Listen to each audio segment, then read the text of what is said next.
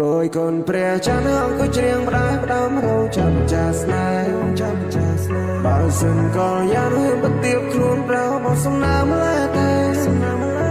មិនអស់អាឡ័យជាមួយនឹងក្លិនកាយអូចិត្តដែលស្នេហ៍បងនៅទឹកថាមិនសោះសូនមិនព្រោះប្រែទេមិនព្រោះប្រែទេតែភ័ក្រក្ដីសូមហូនមេត្តាកាន់នឹងបងស្នេហ៍ស្នងបងត្រឹមស្រមៃ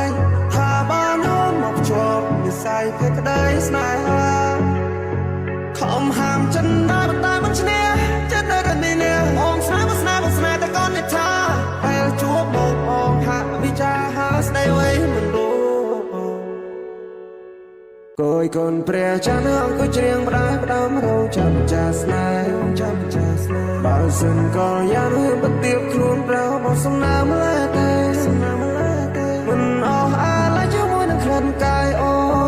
ចិត្តដែលស្នេហ៍បងនៅទឹកថាមិនសោះសូនមិនព្រោះប្រែទេមិនព្រោះប្រែទេតែភ័ក្រក្ដីសូមហូនមេត្តាកាន់នឹងបងស្នេហ៍ស្នងបងត្រឹមស្រមៃថាបានអូនមកជាប់និស័យភ័ក្រក្ដីស្នេហា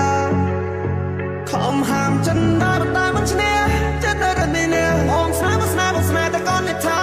ពេលជួបមកបងហាក់វិចារហាស្ដីអ្វីមិនรู้គួយកូនព្រះចានអង្គុយច្រៀងផ្ដាយផ្ដាំរោចាំចាស្នេហ៍បើសិនក៏យ៉ាងហ៊ានបទៀបខ្លួនប្រោបសំណាមលែតែមិនអស់អាឡ័យជាមួយនឹងក្លិនកាយអូចិត្តដែលស្នេហ៍បងនៅទឹកថាមិនសោះសូនមិនព្រោះប្រែទេមិនព្រោះប្រែទេតែភ័ក្រក្ដីសូមហូនមេត្តាកាន់នឹងបងស្នេហ៍ស្នងបងត្រឹមស្រមៃថាបានអូនមកជាប់និស័យភ័ក្រក្ដីស្នេហាខំហាមចិនដែរតែមិនឈ្នះចិត្តនៅតែមានបងស្នេហ៍តែកូននេះថាពេលជួបមកបងហាក់វិចារហាស្ដីអ្វីមិនรู้គួយកូនព្រះចានអង្គុយច្រៀងផ្ដាយផ្ដាំរោចាំចាស្នេហ៍បើសិនក៏យ៉ាងហ៊ានបទៀបខ្លួនប្រោបសំណាមលែតែមិនអស់អាឡ័យជាមួយនឹងក្លិនកាយអូចិត្តដែលស្នេហ៍បងនៅទឹកថាមិនសោះសូនមិនព្រោះប្រែទេមិនព្រោះប្រែទេតែភ័ក្រក្ដី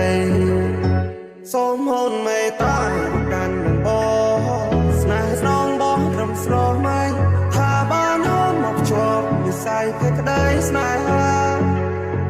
ខំហាមចិនដែរតែមិនឈ្នះចិត្តនៅតែមានបងស្នេហ៍តែកូននេះថាពេលជួបមកបងហាក់វិចារហាស្ដី